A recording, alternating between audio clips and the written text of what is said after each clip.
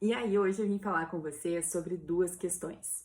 A primeira é se você não está esquecendo de um dinheiro, se você não está esquecendo de colocar lá no inventário valores que podem ser partilhados. E a segunda é sobre um caso prático que pode ajudar vocês a pelo menos visualizar como é feito uma análise dos títulos para registro, tá? Dos inventários.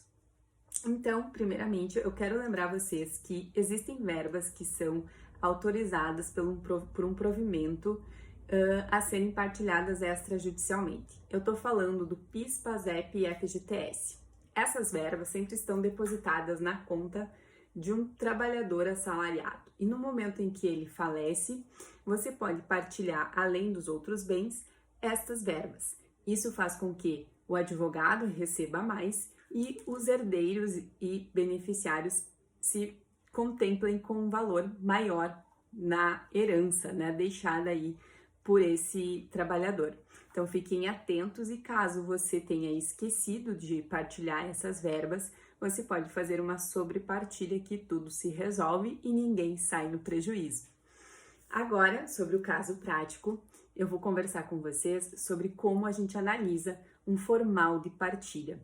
Antes disso, eu vou pincelar um pouquinho alguns pontos teóricos que é importante para que você compreenda um pouquinho essa parte sucessória. É claro que se você já tem conhecimento, é importante também para sempre a gente aprimorar. Mas vale lembrar que existem títulos hábeis para registro, tá?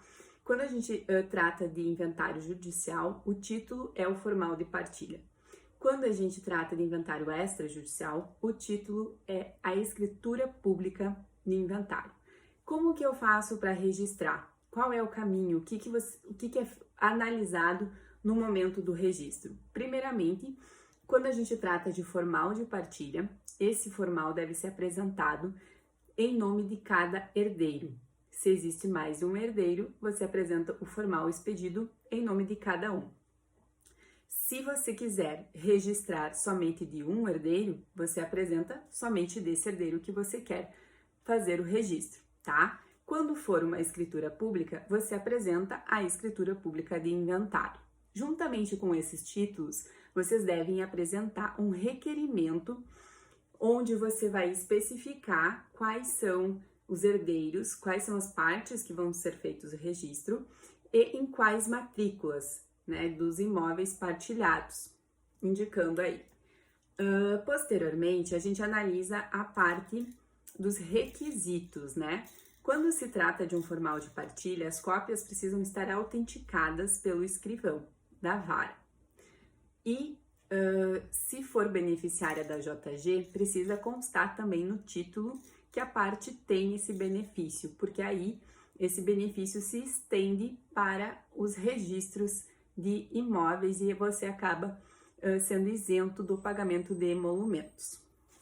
A partir disso, é feita uma análise da qualificação e aí precisa estar a qualificação completa, constando nome, RG, CPF, endereço, estado civil, regime de bens, vigência da lei, de todos os herdeiros, inclusive do falecido, tá?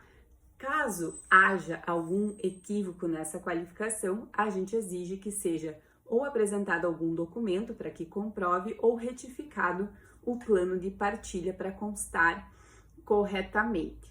Após isso, a gente analisa aí o imóvel. A descrição do imóvel precisa coincidir com a descrição da matrícula. E aí tem que constar todos os dados, tá? Vale lembrar que se deve observar se você está partilhando fração, direitos e ações, para que conste tudo corretamente no plano. Feita essa análise da matrícula do imóvel, a gente passa a analisar a parte dos pagamentos, né? Como a gente sabe, todo plano de partilha tem que respeitar os requisitos exigidos pelo Código Civil. E aí consta a folha de pagamento, origem desse pagamento, os quinhões e o valor atribuído. Caso esses requisitos não sejam cumpridos, a gente pede para que seja retificado. E é importante lembrar, quando a gente fala de origem de pagamento, eu estou falando aí de legítima imeação, ou quando tem testamento legado. Então, são aspectos que envolvem e se deve serem muito bem observados no momento da confecção aí do plano, para que seja feito de uma forma correta, porque é também calculado se os percentuais estão fechando. Além disso, você deve juntar, né, no formal de partilha, o comprovante de pagamento de imposto e a avaliação fiscal estadual do imóvel. Então, são aspectos tributários que cabe também ao registrador analisar. A homologação do plano de partilha e o termo de encerramento. Então, aí são alguns requisitos que a gente analisa no momento do registro da partilha e que devem ser cumpridos. Por isso, é muito importante que no momento em que você está fazendo o plano, você observe para que evite aí retificações. Existem, além desses, existe uma série de outros requisitos que eu poderia ficar aqui falando por muito tempo, mas em outra oportunidade eu vou abordar. E também você tem que observar muito e se atentar quando você está partilhando um imóvel rural, porque aí sim tem outros requisitos também que devem ser cumpridos no momento do registro da partilha. Quando a gente trata de escritura pública, eu sempre recomendo que, além do título, você já junte as certidões de casamento, caso haja herdeiros ou viúvo no plano, que aí você já comprova o estado civil, e também certidão, declaração de união estável e certidão de nascimento, para que você já supra aí algumas eventuais divergências no momento da análise, né? E evite que seja devolvido o título.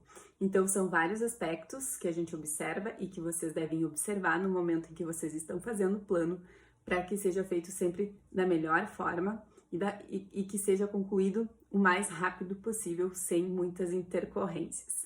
Então, hoje foi um spoiler de um checklist de análise de registro na prática, né, para que vocês tenham essa dimensão de como é feito. Mas eu estou pensando aqui em algum momento abordar um pouquinho mais aprofundado, né? Espero que vocês tenham gostado e até amanhã.